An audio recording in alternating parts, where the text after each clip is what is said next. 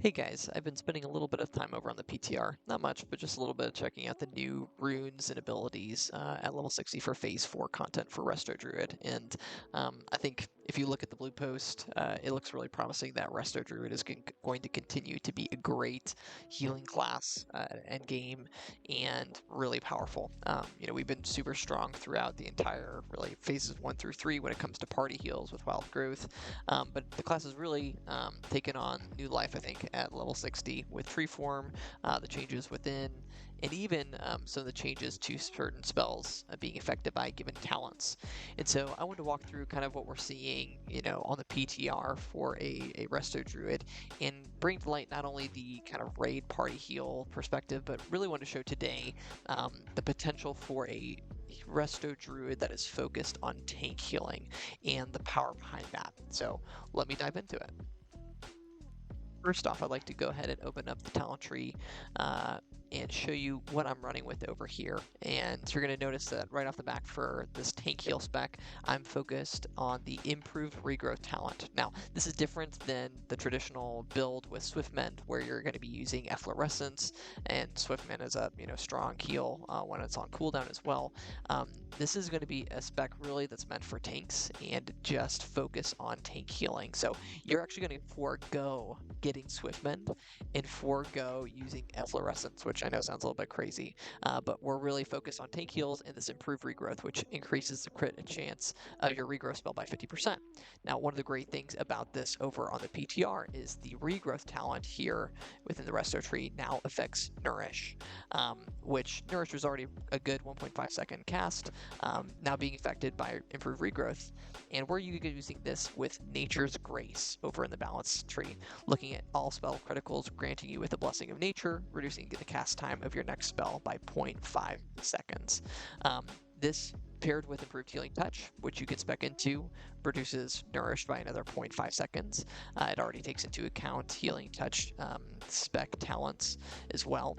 You could be getting your Nourish from a 1 down to 1.5 second cast. Then after a crit on Nourish due to improved regrowth, once out of every 2 times, it'll go down to a 1 second cast for regrowth, for Nourish, which is a very fast heal for a pretty strong single target heal. So I'm going to go ahead here and show you what this looks like here. I have a 2500 crit on a Nourish, and you're going to see I have Nature's Grace that's now procced, reducing my cast time by 0.5 seconds. Now it's a 1 second cast. Here it goes, and it's very quick, really fast, nice heal, about 1400 health. Now granted, I have Tree of Life, so this is something where I'm going to go ahead and get a 10% extra healing to myself as I'm doing this test. And actually, it wasn't 1400, it was 1700, and my Living Seed actually healed for 1400. So this spec as well would actually forego the use of Fury of the Storm Rage, and we are actually going to use Living Seed here. So when you critically heal your target with any non-periodic healing spell, you plant a Living Seed for the target for about 50% of the amount healed. And the next time the tank or whoever takes damage, it will bloom and do that instant heal. Or if they receive another direct heal, then they will also get the Living Seed to proc and go ahead and heal. So this is going to be a great synergy with the improved regrowth talent, as you have critical heals from Nourish that plant living seeds, which will be focused, let's say on a tank.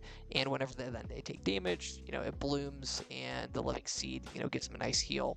And you have Nourish that's coming out at a very high cast time as well, or a low cast time, I should say, really quickly. So once again, looking over here, improved regrowth increases crit chance by 50%.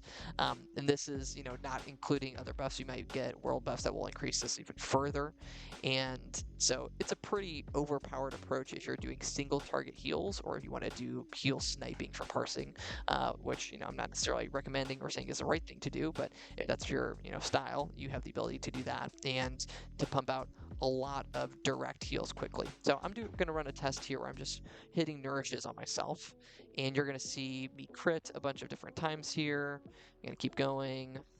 2 crits in a row, 3 crits in a row, 4 crits in a row, 5 crits in a row, 6 in a row, 7 in a row. I'm getting some great RNG. Here we go. Finally non-crit. I keep going here. these nourishes are popping off super fast. You're seeing, and if I scroll up here, you're going to see all this healing that I have, not only from a nourish, which might be critting at 2,500, but then you get the living seed procs off of those as well.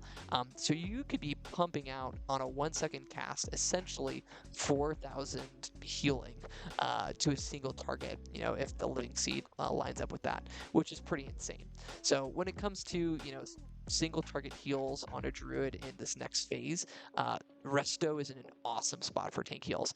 I might even recommend running dual spec where you have one traditional AoE raid party heal spec with Efflo and Swiftmend, and then have an off spec, especially if you have multiple Resto Druids, where you have just a single target build. So I'm curious to know your thoughts, what you think might be effective at max level here, and we'll see you all hopefully in the next phase.